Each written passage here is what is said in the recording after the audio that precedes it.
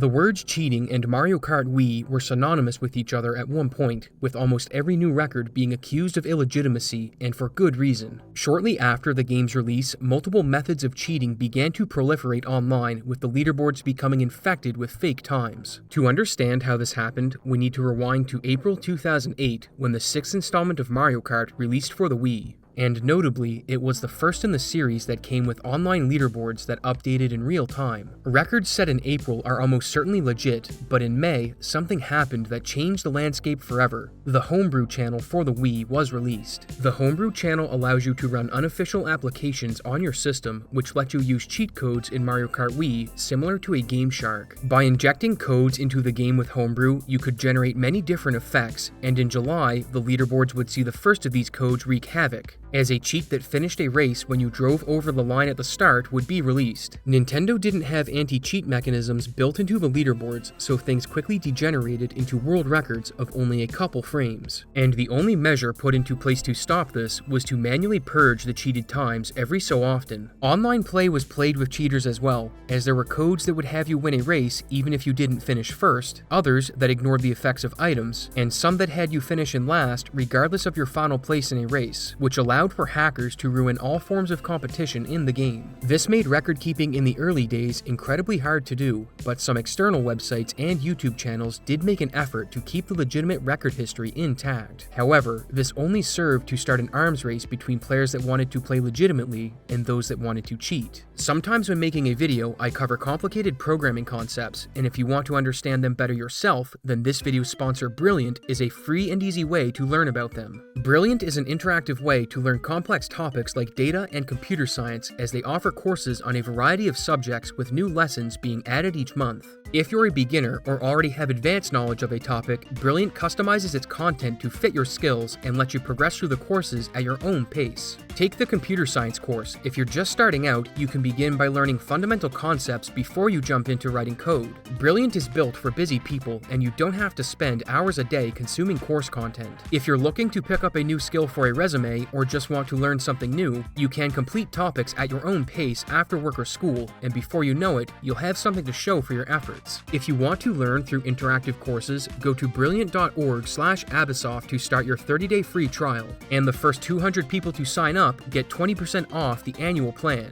Get learning now by clicking the link. And with that, let's get back to the cheated leaderboards in Mario Kart Wii.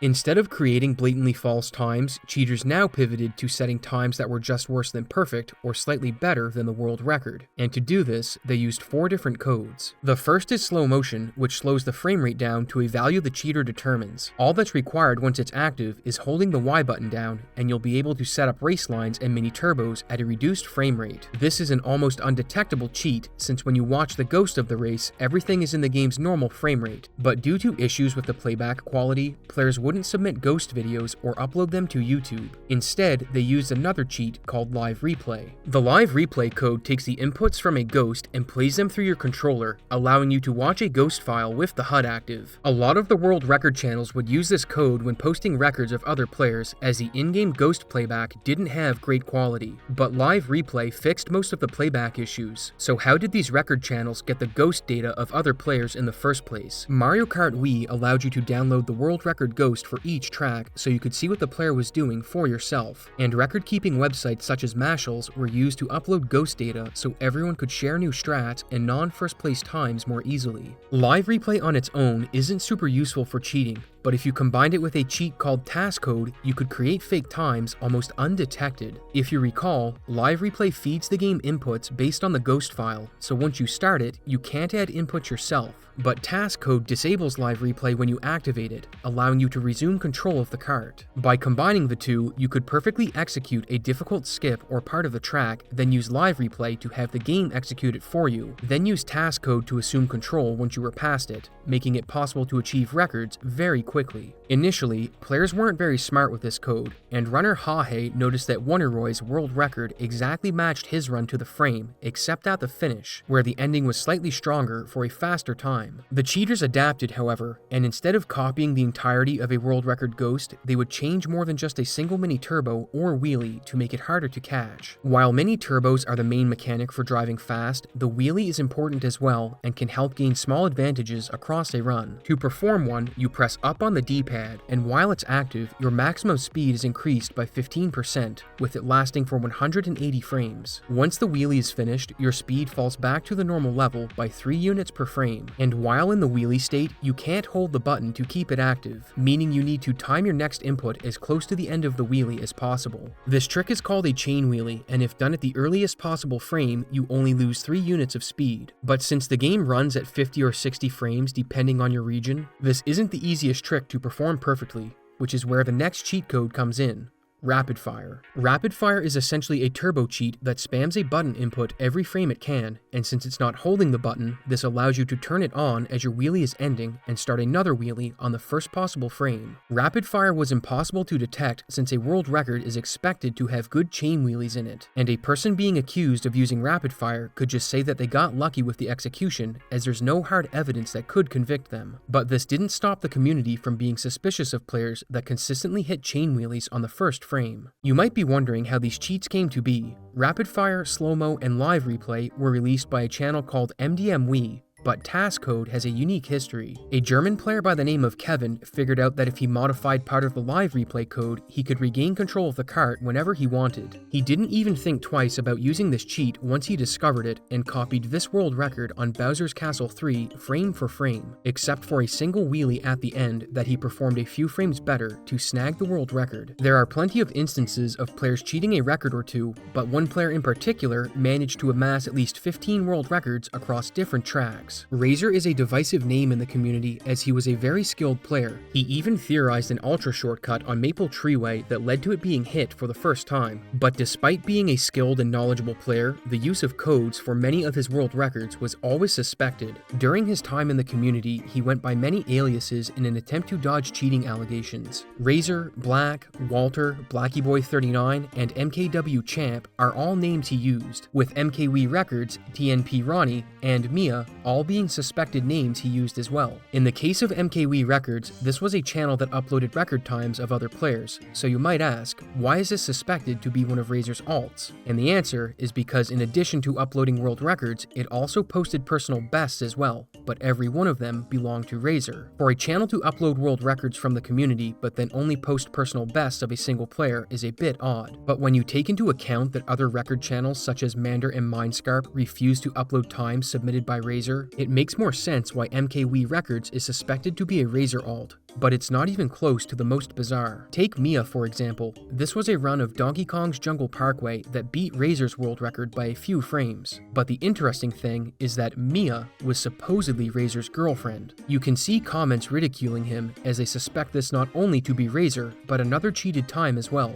So let's investigate that claim. From the start, you can see that Razor's time uses Daisy, and Mia's time uses a Mii Racer, which has slower statistics than Daisy. If Razor were to have used task code to make the Mii Racer time from the Daisy record, there would certainly have been a desync due to the racers having different stats. For example, if on frame 500 Daisy's ghost starts a drift, the Mii Racer would start a drift earlier than it was supposed to since it's slower, leading to a wildly different result. This means that Razor would have to have created 2 different task runs, which goes to show the lengths players were going through not to get caught back in 2010. But this wouldn't even have been the most prolific alt account Razor was suspected to have made. For that, we need to look at TNP Ronnie. In a video titled Goodbye Razor, set to the song Bad Day by Daniel Powder, it's announced that Razor has died, then shows screenshots of various tracks he held the record on. The comment section is full of outrageous comments, and it's suspected that Razor made this video to try and move past all of the cheating accusations. If you thought these antics were where Razor's story ends, don't get off the Mario Bros bus analogy just yet, because he achieved something that no other cheater in history ever accomplished.